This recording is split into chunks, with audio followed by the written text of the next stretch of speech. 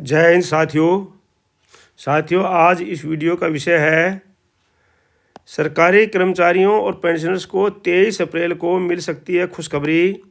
सरकार कर सकती है बड़ा ऐलान। इसके बारे में बात करेंगे, आपको लेटर दिखाएंगे इसके लिए, और इसके बारे में जो क्या न्यूज़ निकल के आ रहे हैं उसके बारे में बात करेंगे।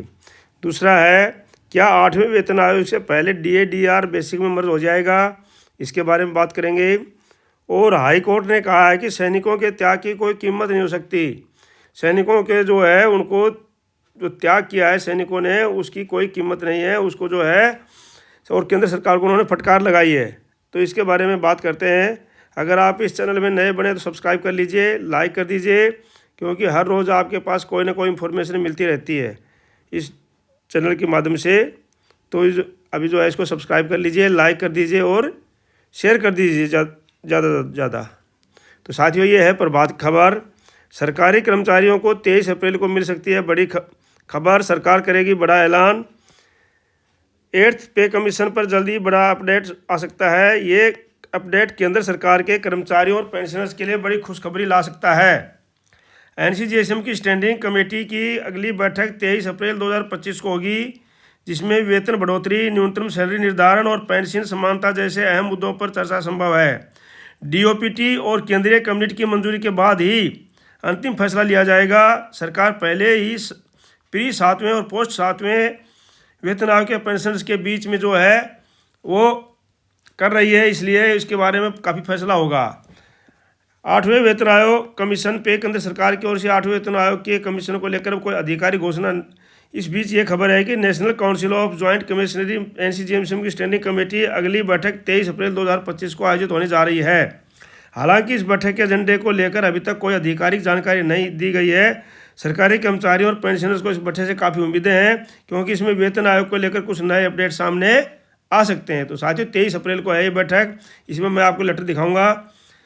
और पहली बैठक में क्या हुआ था, 10 फरवरी 2025 की बैठक में क्या हुआ था। मनी कंट्रोल हिंदी की एक रिपोर्ट के अनुसार NCGSM की स्टैंडिंग कमेटी की पिछली बैठक 10 फरवरी 2025 को हुई थी।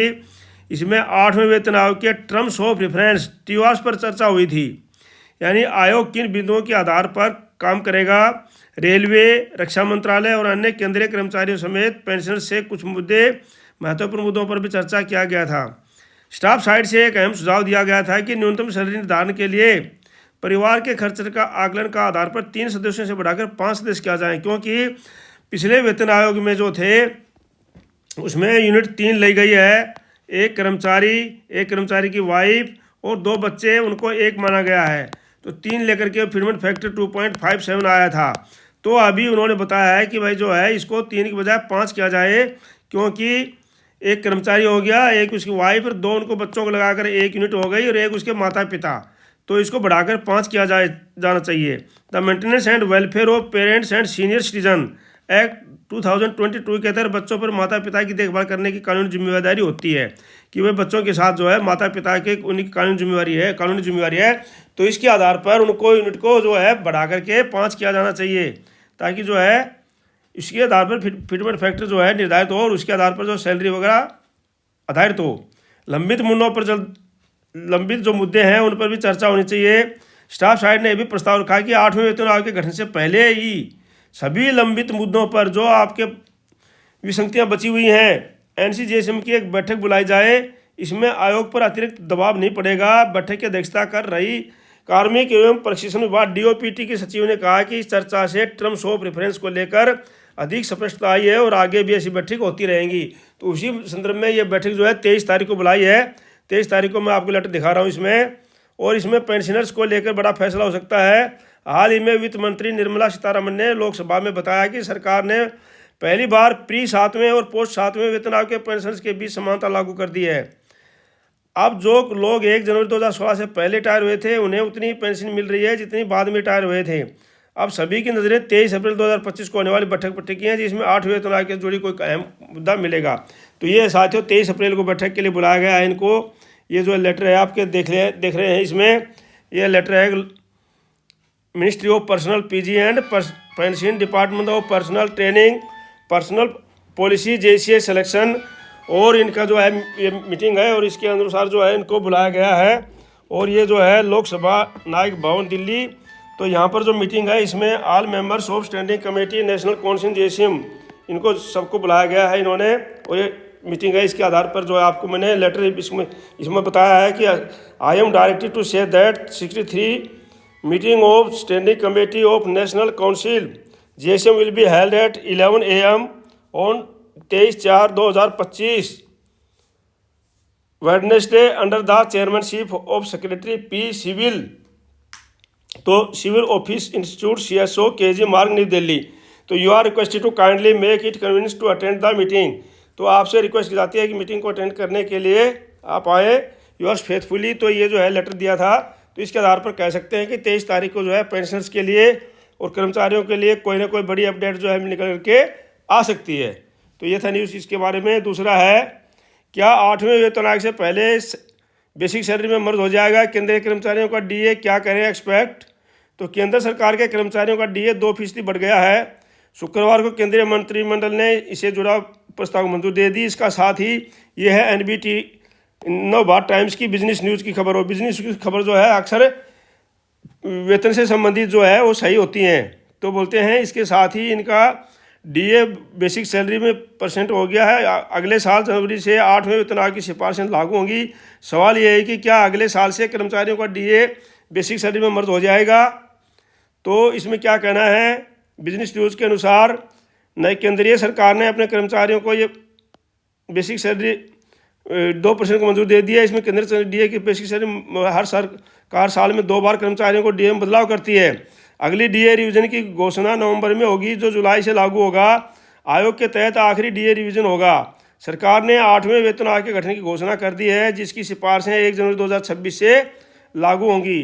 क्या अगले साल से केंद्रीय कर्मचारियों की DA बेसिक सैलरी में मर्ज हो जाएगा। तो 5वें वेतन आयोग ने DA को सैलरी में मर्ज कर दिया था क्योंकि उसमें ज़्यादा हो गया था, लेकिन उसके बाद ऐसा नहीं हुआ। अब इस तरह के कयास लगाए जा रहे हैं कि क्या 8वें वेतन आयोग के आने से पहले DA सैलरी में मर्ज होगा। तो ET की एक रिपोर्ट के मुताबिक अकार्ड जूरियस के मैनेजिंग पार्टनर अजय राजवी का कहना है कि अभी ये कहना बहुत जल्दीबाजी होगी। DA को बेसिक सैलरी में कोई आधिकारिक जानकारी नहीं है। 6वें वेतन आयोग ने DA को बेसिक सैलरी में मर्ज करने का विरोध किया था। 7वें वेतन आयोग में भी ऐसा ही कर्मचारी संगठन DA को बेसिक सैलरी में मर्ज करने की मांग कर रहे हैं। इसे national council of joint council machinery भी शामिल है। वित्त राज्यसभा में एक लिखित जवाब में आया है कि फिलहाल DA को बेसिक सैलरी में मर्ज करने की कोई योजना नहीं है। सरकार DA के 50% से करेगी। ये 8वें वेतन आयोग की रिपोर्ट आने से अंतिम रात के तौर पर भी नहीं किया जाएगा। अब जो है अगला है कि जो है, तो इस प्रकार साथियों हो भी सकता है ये DA, क्योंकि इसमें मांग बढ़ रही है। और अगला जो है ये है इसमें कि दिल्ली हाईकोर्ट का पूर्व सैनिकों के पक्ष में जो है फैसला आया है। और इसमें जो दिया है पूर्व सैनिकों के लिए कि और केंद्र सरकार को उन्होंने फटकार लगाई है। फैसला भी दिया है और केंद्र सरकार को फटकार भी लगाई है।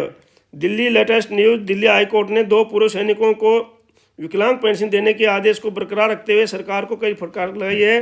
हाईकोर्ट ने स्पष्ट किया है कि सैनिक अपने प्राणों की बाजी लगाकर देश की रक्षा करते हैं, उन्हें उनके अधिकारों से वंचित नहीं किया जा सकता। यह फैसला उन हजारों पूर्व सैनिकों के लिए उम्मीद है कि किरण है जो सालों से अपने हक की लड़ाई लड़ रहे हैं।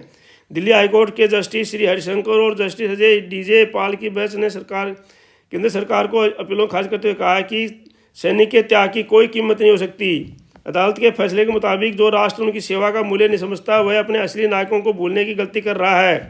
पहला मामला ये सूबेदार गवास अनिल गाडसो का था। उन्होंने 1985 में सेना ज्वाइन की थी और 1915 में डायबिटीज़ से पीड़ित होकर सेवा से हटा दिए गए थे। रिलीज मेडिकल बोर्ड जो है उनको 20% स्थायित्व माना था, लेकिन विकलांगता पेंशन देने से इनकार कर दिया था। इस प्रकार से जो है 2 मामलों में इनको सरकार ने हाईकोर्ट ने फटकार लगाई है और कहा है कि सरकार को जो है 20% वालों को भी पेंशन देनी चाहिए। तो ये बहुत पूर्व सैनिक जो डिसेबिलिटीज़ हैं उनके लिए फ़ायदे की है। तो साथियों इसको ज़्यादा सब्सक्राइब करना, लाइक करना और शेयर करना, ताकि सभी के साथ में ये न्यूज़ शेयर हो सकें।